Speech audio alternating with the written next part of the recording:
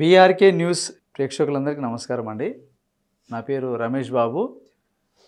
చెంచు గిరిజన మూలికా వైద్యం, అది వంశపార్యంగా మా పూర్వీకుల నుంచి చేస్తున్నటువంటి వైద్యము. ఈ వీడియోలో మనము ఒక మంచి ఔషధం, అంటే శరీరంలో ఎలాంటి జబ్బులు రాకుండా మనిషి ఆరోగ్యంగా ఉండడానికైతేనేమి, అదేవిధంగా వయసు పెరుగుతున్నా కానీ మనిషి యవ్వనంగా, కాంతివంతంగా, మనిషి బలంగా, ఎలాంటి రోగాలు రాకుండా మనిషి ఆరోగ్యంగా యాక్టివ్గా ఉండడానికి.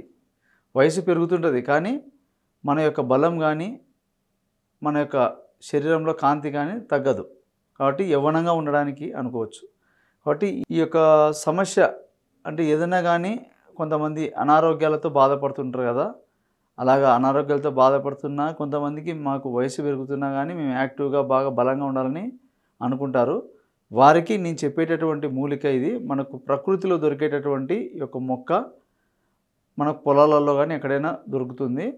ఆ యొక్క మొక్క ఏమిటి, ఆ యొక్క ఔషధం ఎలా తయారు చేసుకోవాలి మొత్తం పూర్తిగా నేను వీడియోలో మీకు చెప్తాను. పూర్తిగా మీరు స్టార్టింగ్ నుంచి ఎండింగ్ వరకు చూడండి.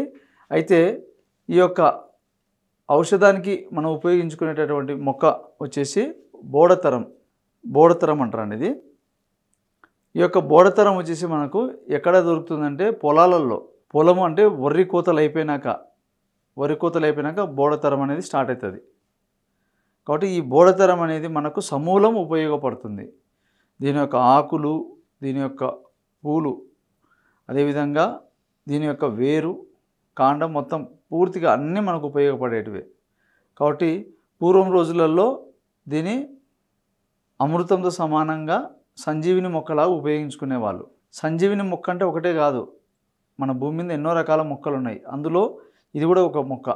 అంటే మనిషి ఆరోగ్యంగా యవ్వనంగా ఉంటున్నాడు, వయసు పెరుగుతున్నా అంటే ఇంకా సంజీవినితో సమానమే కదా అది. కాబట్టి ఈ యొక్క బోడతరం యొక్క మొక్కను మనం తెచ్చుకొని నీట్గా, అంటే ఏ రోజు తెచ్చుకోవాలి ఎట్లా అనేది కూడా చెప్తాను. మనకు ఔషధ మొక్కలు కొన్ని ప్రత్యేకమైన మొక్కలు. మనము ఇలాంటి మొక్కలు మనం ఏం చేయాలంటే ఆదివారం అమావాస్య రోజు కానీ, పుష్యమి నక్షత్రం వస్తుంటుందండి, పుష్యమి నక్షత్రం రోజు కానీ మంచి గడియలు చూసుకొని ఆ రోజులలో మనం తలస్నానం చేసుకొని నీట్గా దీప మనకు ఏవైతే 2 ఊదిబత్తీలు, ఇంత కుంకుమ పసుపు తీసుకుపోయి మొక్క దగ్గరికి పోయి మనము వాటికి సమర్పించి మనం మొక్క దగ్గర చెప్పుకోవాలి, నేను నా ఆరోగ్యం బాగుండాలి, నా వయసు పెరుగుతున్నా కానీ నేను ఆరోగ్యంగా యాక్టివ్గా యవ్వనంగా ఉండాలని కోరుకుంటున్నాను, కాబట్టి నాకు ఉపయోగపడతల్లి అని మనం మొక్కకు చెప్పుకొని ముందు రోజు మనం అభిమంత్రించుకోవాలంటే చెప్పుకొని రావాలి.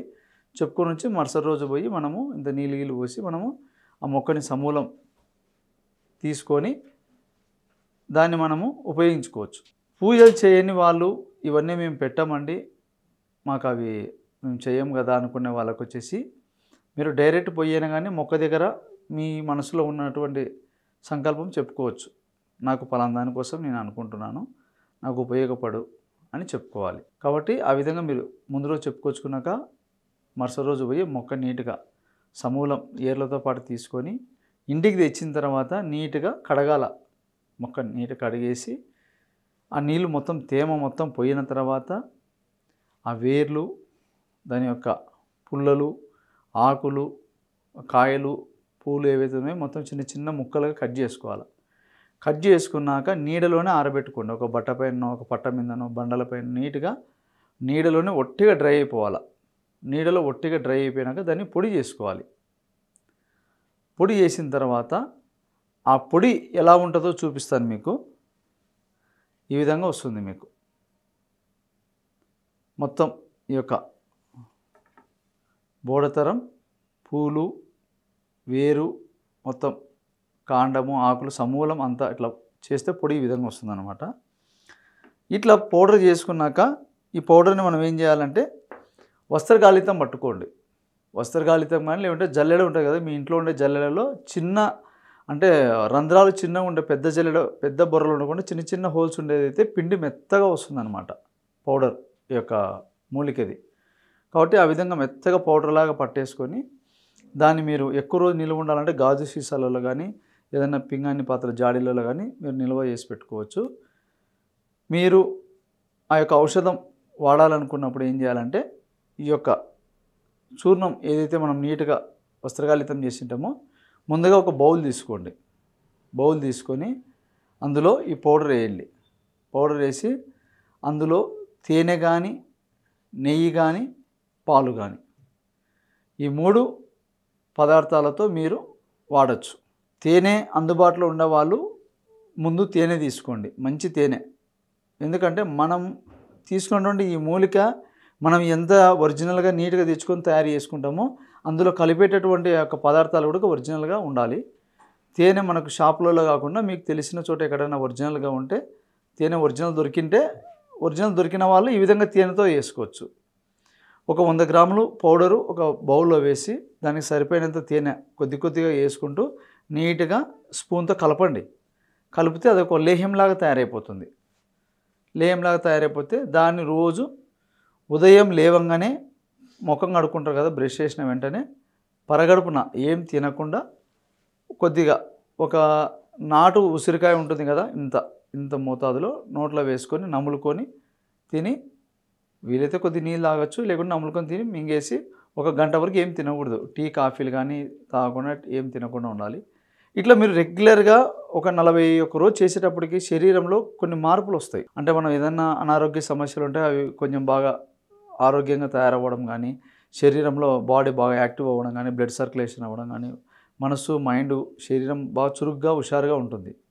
ఆరోగ్యం యవ్వనం అంటే మన శరీరంలో ఉండేటటువంటి అన్నీ బాగా పనిచేస్తేనే ఆరోగ్యంగా ఉన్నట్టు. వయసు పెరుగుతున్నా మనం యవ్వనంగా ఉన్నట్టే. కాబట్టి పెరుగుతున్న వయసులో మనం ఆపలేం, కానీ వయసు పెరుగుతున్నా కానీ ఆరోగ్యంగా మనం ఉండడం. కాబట్టి ఈ విధంగా తేనెతో తయారు చేసుకోవచ్చు. తేనె చాలా బలమైనది. ఒకవేళ తేనె దొరకదు మాకు ఒరిజినల్ అనుకుంటే నెయ్యి ఉంటే, ఆవు నెయ్యి దొరికితే ఆవు నెయ్యి ట్రై చేయండి. ఆవు నెయ్యి దొరకకపోతే బర్రె నెయ్యి అయినా ఒరిజినల్ బర్రె నెయ్యి తీసుకొని ఆ నెయ్యిలోనైనా కానీ కొద్దిగా నెయ్యి ఒక బాండిల్లో వేసి కొద్దిగా నెయ్యి వేడి చేయండి. వేడి చేసి ఈ పౌడర్ మొత్తం అందులో వేసి మొత్తం అంతా కలిపేసేయండి. రోజు ఒక స్పూను నోట్లో వేసుకొని నములుకొని తిని మామూలుగా నీళ్ళైనా కానీ కొద్దిగా తాగొచ్చు. ఇట్లా మీరు చేస్తూ ఉండాలి. నెయ్యి దొరికేవాళ్ళు. ఇంకా మాకు తేనె దొరకదు, నెయ్యి ఒరిజినల్ దొరకదు, మాకు ఎట్లా అంటే పాలు, ఆవు పాలు కానీ బర్రెపాలు, వీలైన వరకు ఆవు పాలలో వాడే ఔషధం ఏదైనా కానీ, ఆవు పాలు అనేది చాలా ఔషధ గుణాలు ఉంటాయి కాబట్టి ఆవు పాలులో మనం ఒక స్పూన్ కలుపుకొనైనా తాగొచ్చు. ఈ విధంగా ట్రై చేయండి. ఇంకా అసలు ఇవి 3 దొరకవన్న వాళ్ళు ఇంకా నీళ్ళైనా తాగొచ్చు. ఎందుకంటే ఈ 3 పదార్థాలలో తేనె, నెయ్యి, పాలలో ఏమంటే శరీరానికి బలవర్ధకమైనవి కాబట్టి తొందరగా బాడీలోకి వెళ్ళిపోతుంది మెడిసిన్. నీళ్ళల్లో ఏమంటే కొంచెం నిదానంగా పోతుంది, టైం పడుతుంది అనమాట. కాబట్టి పూర్వం రోజులలో ఇలాంటి మొక్కల్ని చేసుకొని మునులు, ఋషులు, పూర్వీకులందరూ ఇట్లాంటివి తెలుసుకొని వాళ్ళు తిన్నారు కాబట్టి వాళ్ళకి 70 ఏళ్ళు వచ్చినా 80 ఏళ్ళు వచ్చినా కూడా కొంతమంది కాంతివంతంగా, ఆరోగ్యంగా, యవ్వనంగా బాగా కనపడుతుంటారు. వయసు ఏమో పెరుగుతుంటుంది. అంత బలం ఎట్లా ఉందని మనమే ఆశ్చర్యపోతుంటాం. కాబట్టి ఇలాంటివి వాళ్ళు తెలుసుకొని అప్పుడు కాలం ఉపయోగించుకునే వాళ్ళు. కాబట్టి మనం ఈ యొక్క మూలిక బోడతరం అనేది పొలాలలో ఉంటుంది.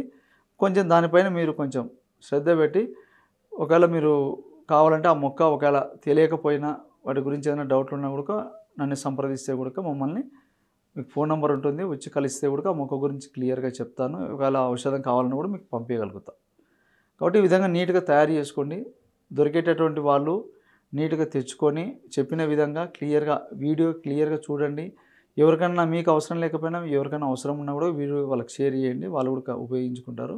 కాబట్టి ఈ యొక్క బోడతరం అనేటటువంటి యొక్క మొక్క అంత అద్భుతంగా పనిచేస్తుంది. ఇలాంటి మొక్కలు ఎన్నో ఉన్నాయి మన ప్రకృతిలో. కాబట్టి ఈ యొక్క వీడియోలో మనం బోడతరం గురించి తెలుసుకున్నాము. కాబట్టి ఈ యొక్క వీడియో మీకు అందరికీ నచ్చినట్టయితే లైక్ చేసి సబ్స్క్రైబ్ చేసుకోండి. మీ యొక్క అభిప్రాయాన్ని కామెంట్ ద్వారా తెలియజేయండి. ఇంకా ఏదైనా వీడియోలు మీకు కావాలన్నా కూడా మాకు కింద కామెంట్లో పెడితే కూడా మేము ఆ వీడియోలు కూడా చేస్తాము. కాబట్టి ఈ అవకాశం ఇచ్చిన ప్రేక్షకులందరూ నమస్కారం.